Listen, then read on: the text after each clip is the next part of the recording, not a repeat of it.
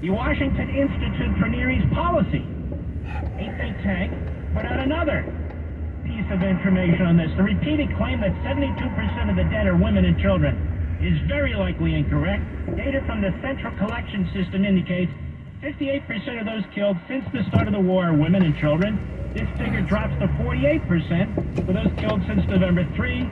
With a 72% claim to be accurate, women and children would have to make up at least 90% of the deaths recorded from media reports. They say that's implausible. Men comprise a quarter of the population, and these fatalities have largely occurred in areas with fewer civilians and more combatants. Most of them are adult men. A dispatch from the Wall Street Journal also cast doubt on these figures, and it goes on. Yeah, it's really hard to get to. The signs are awful in Napa. Yeah, like, they need big signs. Like, yeah, I can't see them from far away.